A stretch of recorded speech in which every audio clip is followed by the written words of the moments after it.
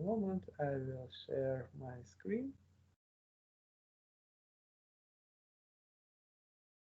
Okay, great. Sorry for this box. Sorry for this interrupting. Okay, and to finish the first view at management as a science, we have to analyze approaches to management. I'd like to translate into Ukrainian. It's too crucial. I think in Ukrainian literature you will find this information under the title «Підходи до менеджменту». На русском языке «Подходы к менеджменту». So you have to now we are speaking about I would say the next generation of principles of management.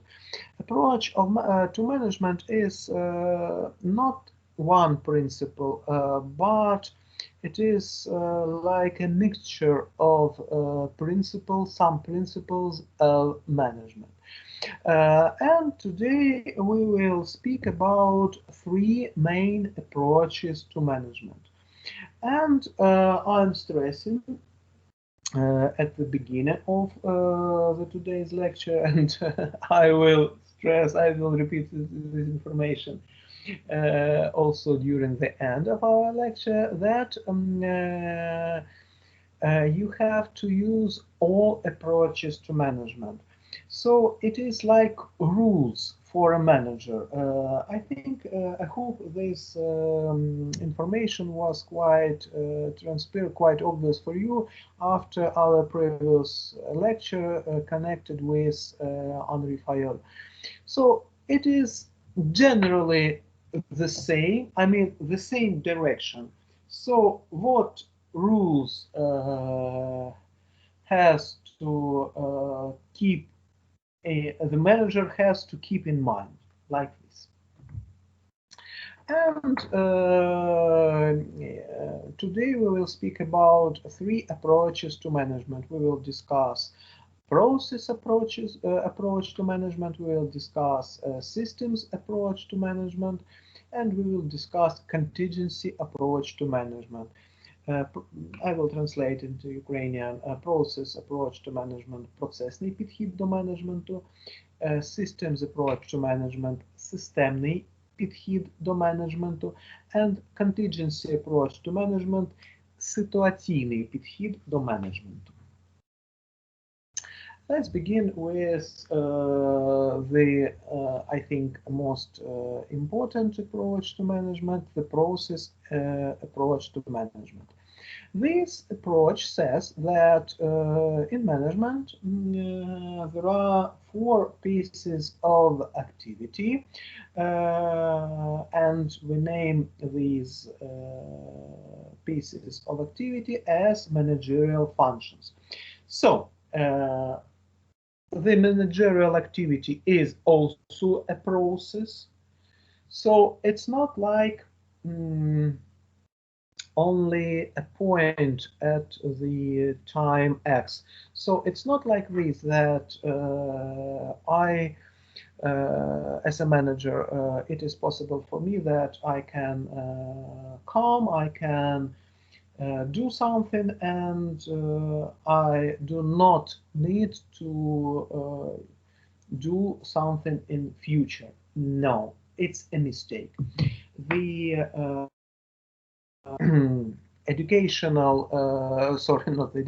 the managerial activity is a process, and within this process we have to use, I mean managers, we have to use four sub-processes, and these sub-processes are functions of management: planning, organizing, motivating, and controlling. First of all, we have to create a plan of our activity, and you have to understand that this managerial cycle is connected to any level of the management. So maybe at top level, manager will think, okay, the head of the company will think about the objectives for his big company, and the head of a department, it is the lowest level of management, he or she will think about objectives only for his or her department, that's all. But generally, the order of the functions will be the same. First of all, you have to create a strategy, it is a planning function, then you have to create a structure, then you have to motivate subordinates, and then you have to check the results of the activity. And it is quite clear that all functions are interrelated and interdependent. And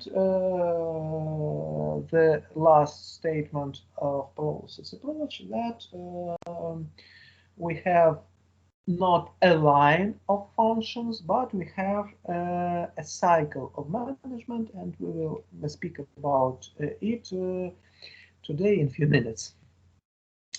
First of all, I'd like to speak a little bit about functions of management, about planning, organizing, motivating, and controlling. Please don't be afraid that this information will be very short, like small pieces of information. Believe me, during the next module in Management 3, we will discuss in details planning, organizing, motivating, and controlling. It will be 3 lectures connected with planning, 3 lectures connected with organizing. We will speak about organizational structures. We will discuss all modern theories of motivating. I think it is the most interesting piece of information within our course, and certainly we speak about some controlling techniques. But nowadays, my general purpose only to present the main activities within every function, because without understanding, it's not possible to understand what is management generally. Okay, so the first function of management, because first of all, any smart person has to think about what he or she wants to do, yes, and only then this person begins activity. So generally,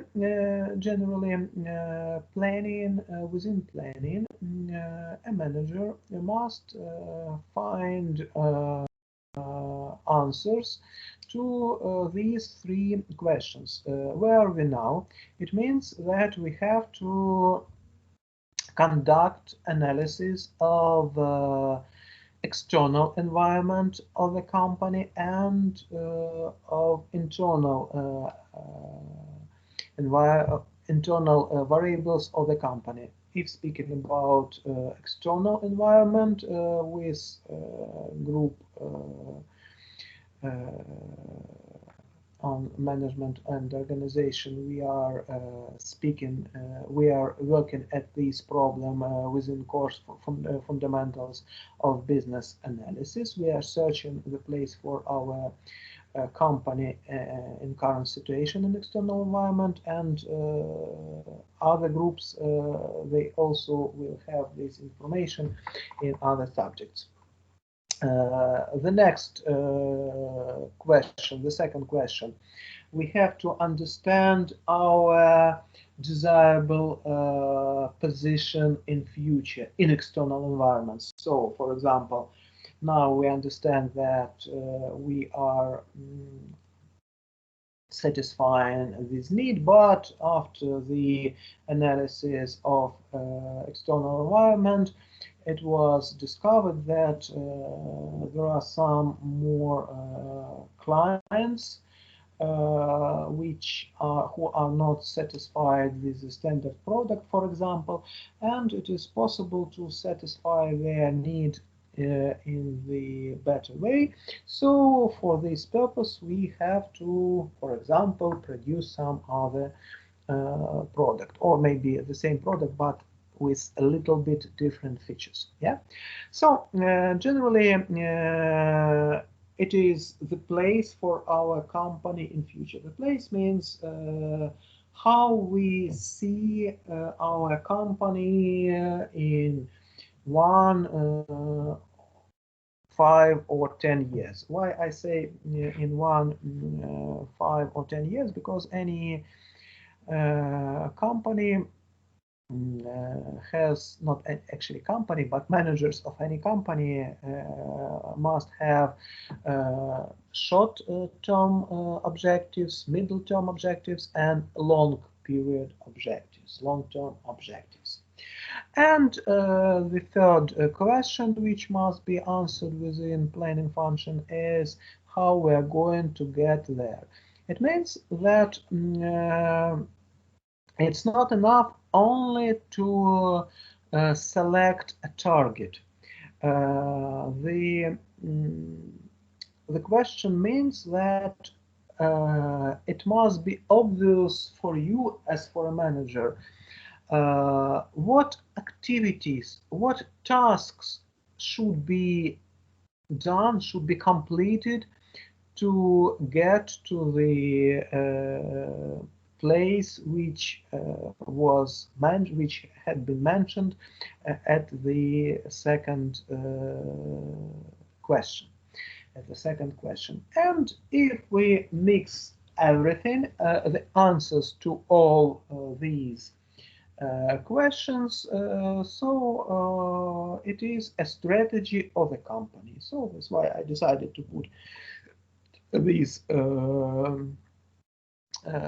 picture here. So a strategy is a combination of objectives and the tasks to be done to attain these objectives.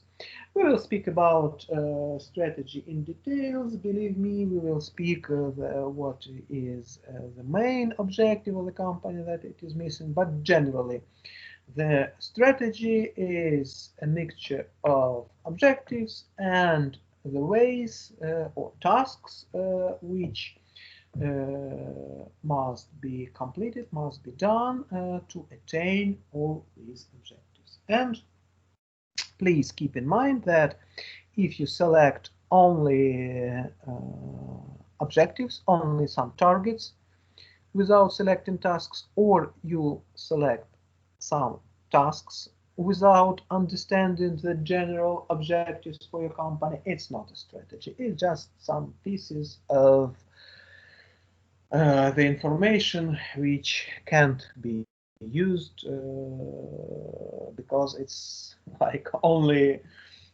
part of information. It's like a car with 3 wheels. It's not possible to drive a car with 3 wheels. You need the fourth one. Yeah.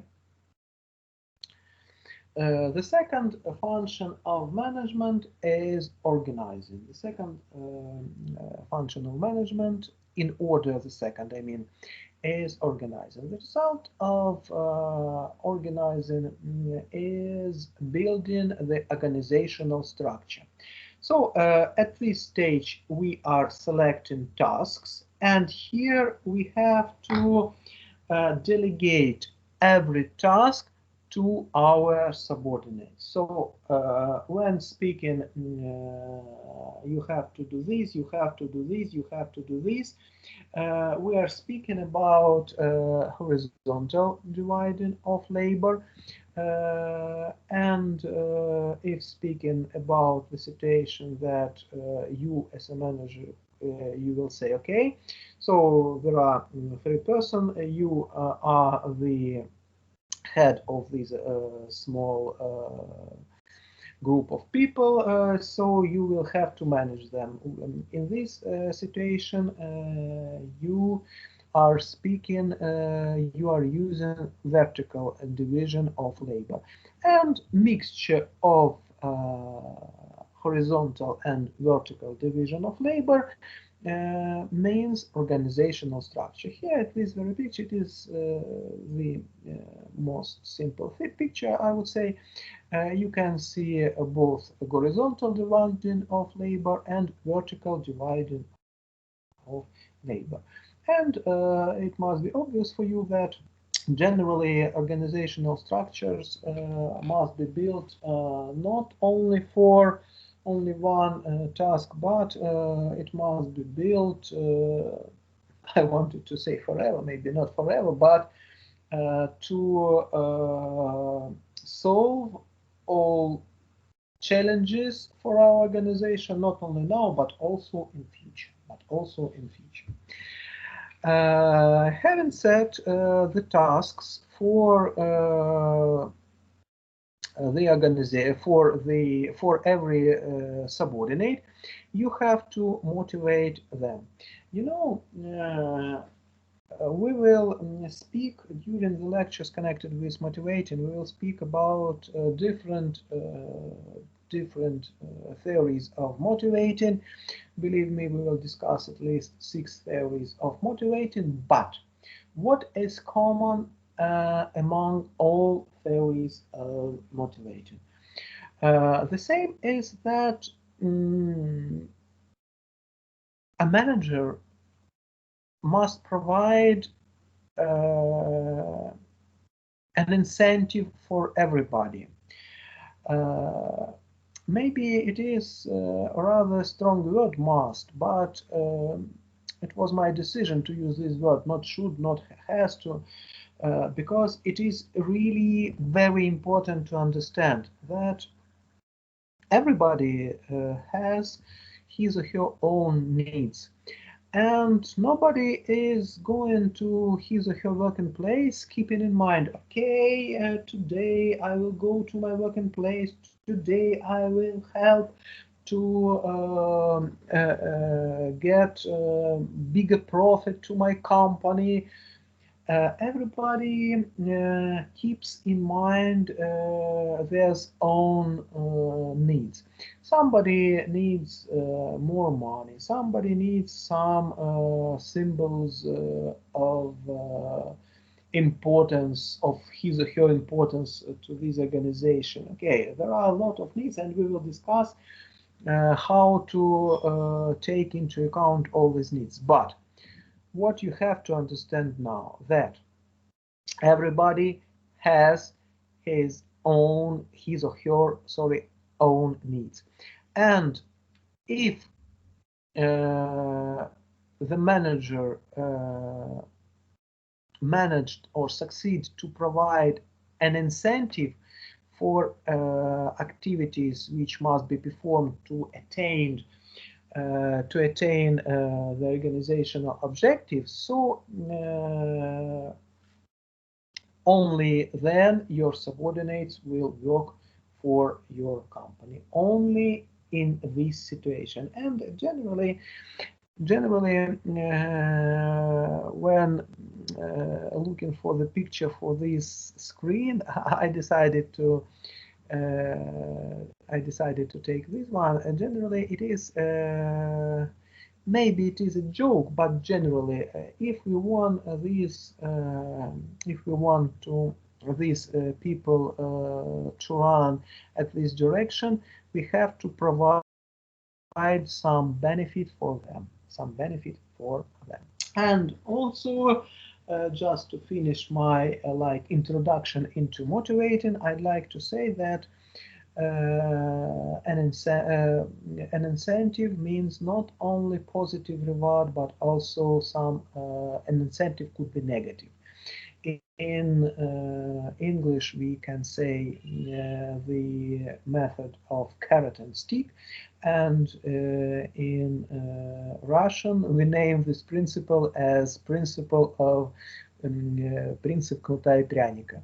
So a manager, when motivating subordinates, we have to use not only positive moments, positive incentives, but also negative incentives. Okay, so we define the targets, we defined the tasks, we defined the people who who is supposed to complete these tasks. We provide some incentive, some reward for everybody, and the last but not least function of management is to check the results. It is the controlling function of management. So we have to check whether our organization has attained all set objectives. And what is very important, that we have to repeat this cycle more and more. Actually, why we need to repeat the cycle? Why we need to correct our strategy? Maybe somebody can. Okay, what do you think? It is very interesting question, and maybe somebody from you can answer to this question. Why we have to change our strategy? What do you think? There are actually two main reasons.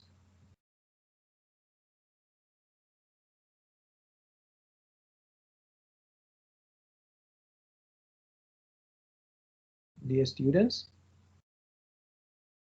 Well, maybe to respond on the environmental changes. Thank you. It is the first correct answer. You know that even if we had a brilliant strategy during last year, for example, today the situation could change, and the changes in external environment could be positive. For example, it could be new opportunities for our company, and that's why we need to use these opportunities. For example, it is possible to use cheaper technology.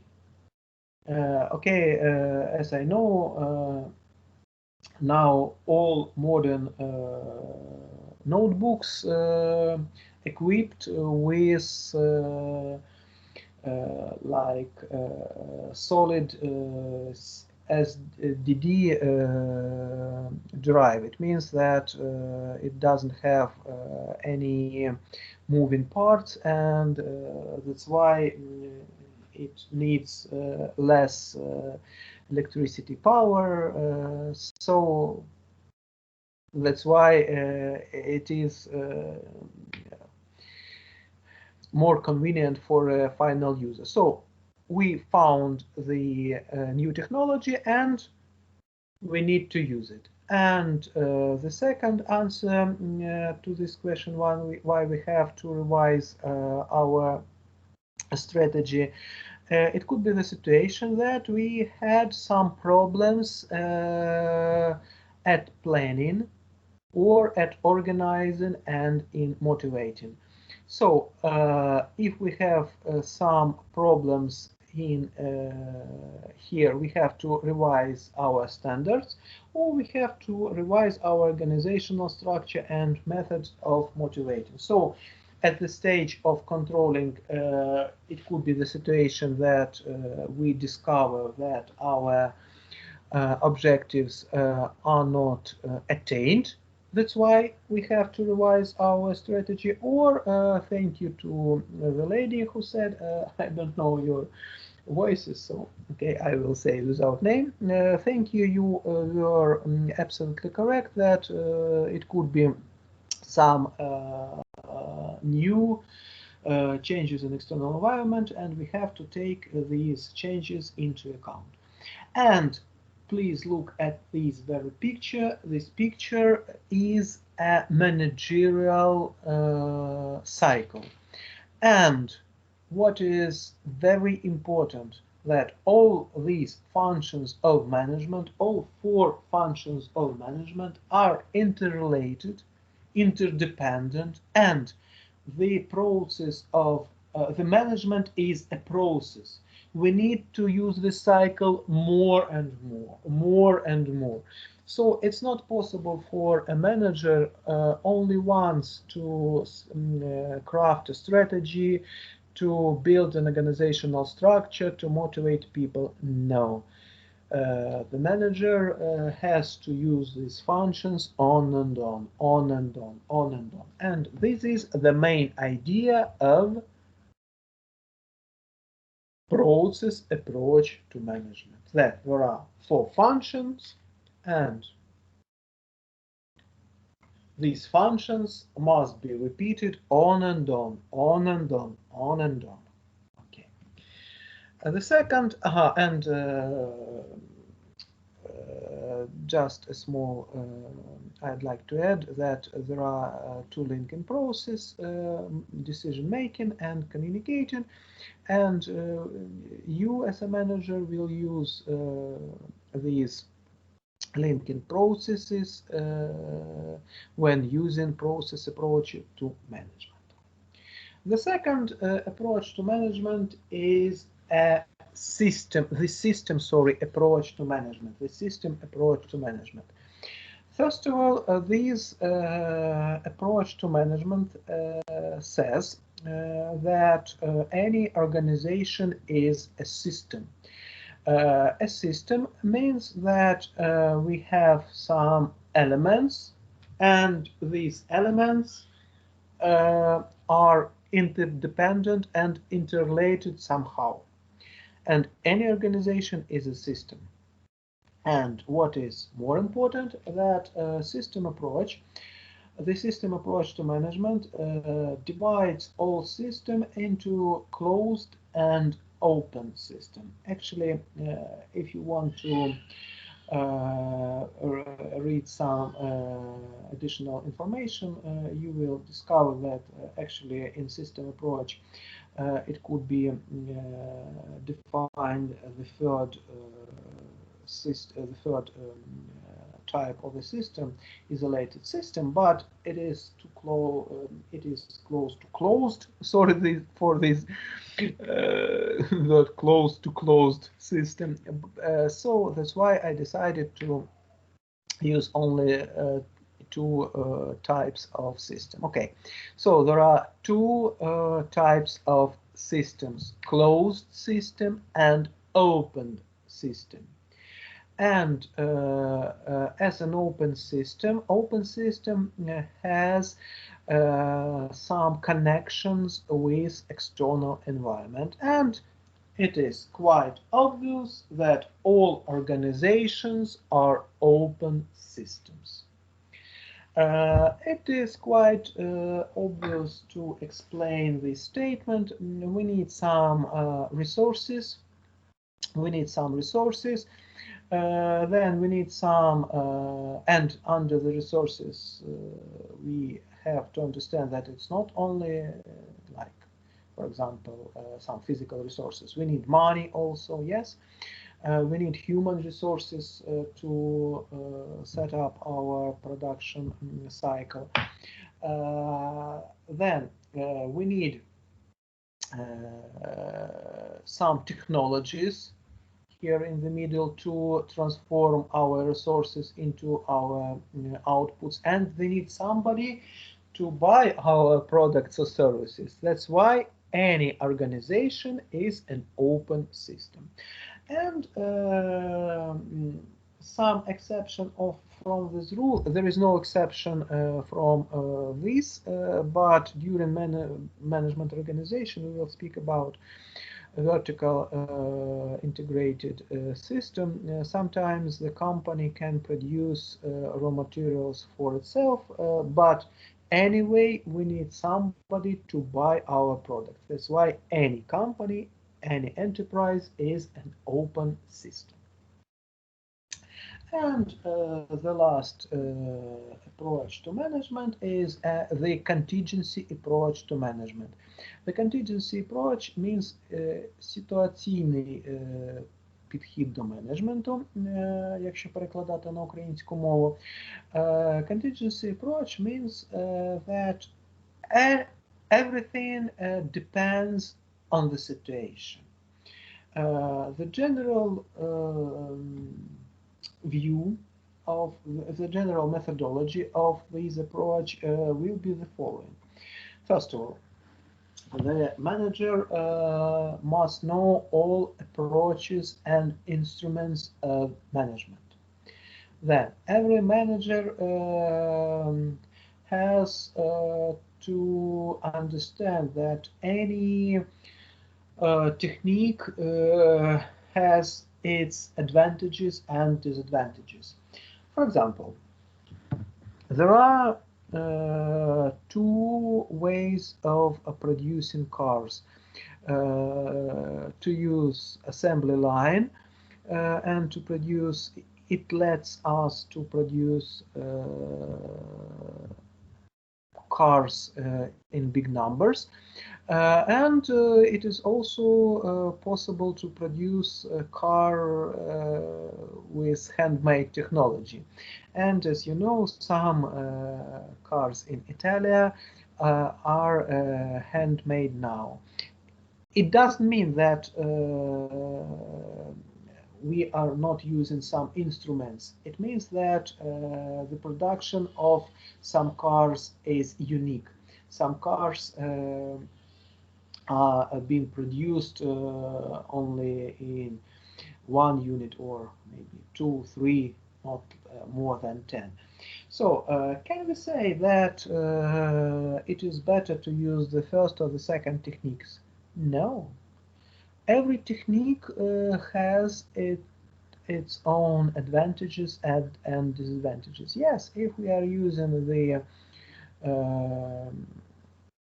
this unit production, the costs will be much more higher, I would say, but the quality also will be high, yes, even if speaking about the situation that it will be only one unit of this car in the world, and maybe for somebody it is very important. So the general idea that we have to understand the weak points and the strong points for every technique. We have to we have to analyze the situation and only taking into account the results of analysis, it is possible for us to, the first point, choose the most appropriate technique for these situations. So the general idea of contingency approach is that everything depends on situation. There is no correct answers for all the situations. No, we have to analyze the situation, and we have to choose the best instrument or the best technique for these very situation. This is the main idea of contingency approach. And I'd like to stress one more time that if I ask you what approach is better, process, systems, or contingency approach, the correct answer to this question is there is no best answer. We have to use all of them. We have to use functions of management, and we have to understand that it's not like only the order, it is the cycle. Yes, it is the process approach. We have to understand that our organization is connected with an external environment. So we are using systems approach, and there is no correct rule answers for all situations. So we have, first of all, to analyze environment for our organization, and only at the basis of this analysis it is possible to provide some organizational decision. So it is the contingency approach to management. So an effective manager uses all approaches to management. All approaches to management. Okay, so I will stop recording the lecture, and then I will answer to all your questions.